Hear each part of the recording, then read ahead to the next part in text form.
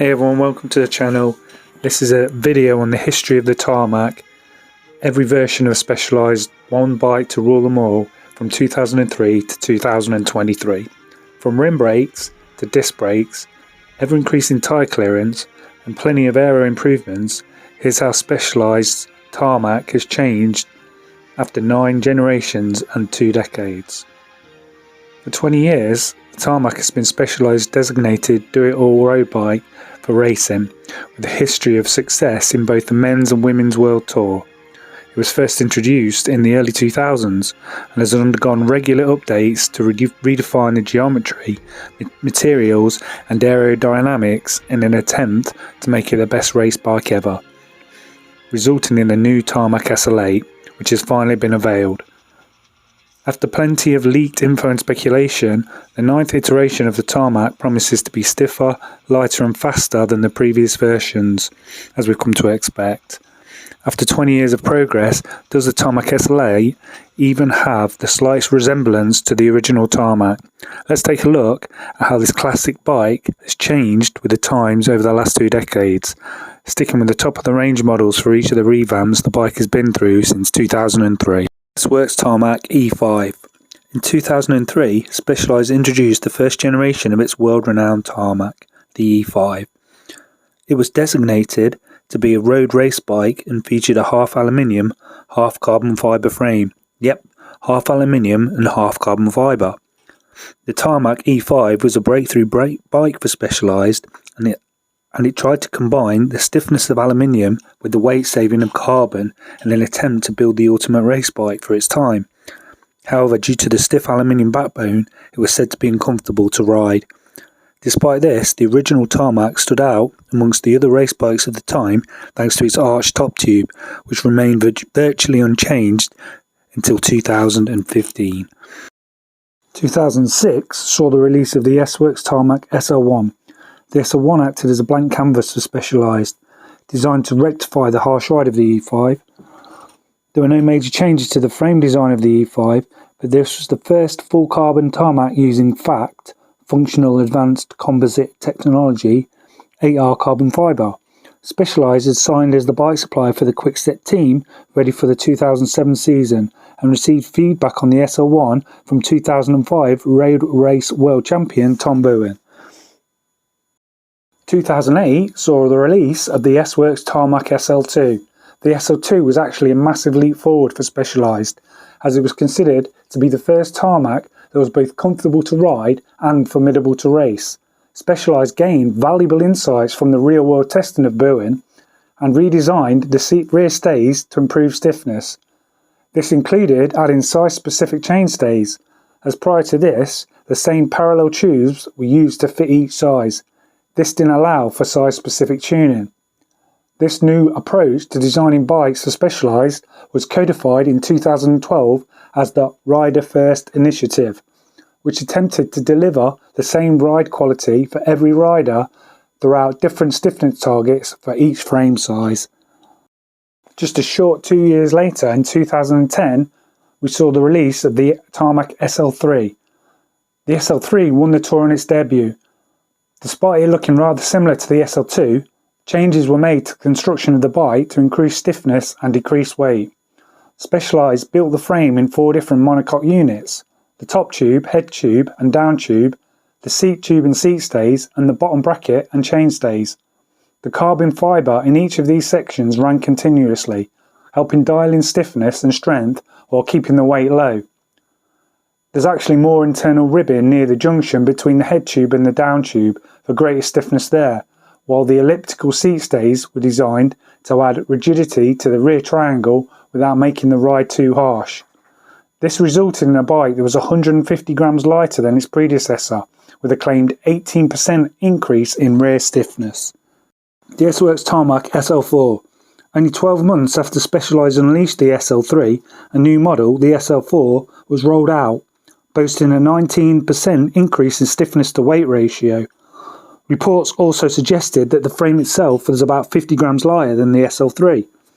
The SL3 used Specialized Cobra head tube design, whereas the top tube and down tube partially wrapped around the tapered head tube. Designers took things a step further with the SL4 to produce the King Cobra design, which came to be stiffer, stronger and lighter too. There was also a new fork and wider seat stays, plus a one-piece chainstay and bottom bracket. The approach stiffened up the back of the bike according to Specialized. I had a Specialized SL4. It wasn't the S-Works, it was just the SL4 Sport. This one in the orange and black and yellow, and I love that bike so much. It's such a fantastic bike to ride. There was a 4-year gap between the SL4 and the next model, the S-Works Tarmac SL5 disc. 2015 was the year that Specialized started all over again with a long overdue replacement for the SL4. This was also the first time that the Tarmac had been offered with disc brakes. On the surface, it looked like little had changed on the SL5 except for the addition of disc brakes. However, the whole frame was changed and engineered from the outset with disc brakes in mind. One clear difference was the new integrated seat clamp, as well as a more aero down tube and a straighter top tube. There was a beefier layup for these disc brake models too, but Specialized kept the weight increase to a minimum with a claimed only 80-gram increase for the disc brake frame over the standard Tarmac. Specialized said this new frame design improved the handling and responsiveness without sacrificing stiffness or any extra weight. Again, Specialized would make us wait some 4 years till 2019 for the S-Works Tarmac SL6. This 6th generation Tarmac saw some substantial changes, with a focus on reducing weight, improving comfort, frame stiffness, and for the first time since the original Tarmac, some added aerodynamics. The forked blades were slim, the seat stays dropped further down the seat tube, and there was a D-shaped aero profile for the seat tube and seat post. The rear brake was also tucked lower down, out of the airflow. For Specialized, prioritising aerodynamics usually meant a weight penalty, but the SL6 was claimed to be as aero as the original Venge, which was a dedicated aero bike, yet far lighter than any other dedicated aero bike at the time. 200 grams had been shed from the previous version, and the claimed weight for a 56cm frame was 733 grams. I actually own this bike in the Tarmac Expert SL6, a rim brake version, and I had it as a warranty replacement for the SL4, which had cracked paintwork, and I absolutely adored this bike too. Such a great bike. In what seemed a really quick turnaround, 2021 saw the release of the S-Works Tarmac SL7. The Venge, Specialized dedicated aero bike, was actually discontinued for 2021 because Specialized believed there was no longer a need to have both an aero road bike and a lightweight road bike in its range. The Tarmac SL7 was one bike to rule them all.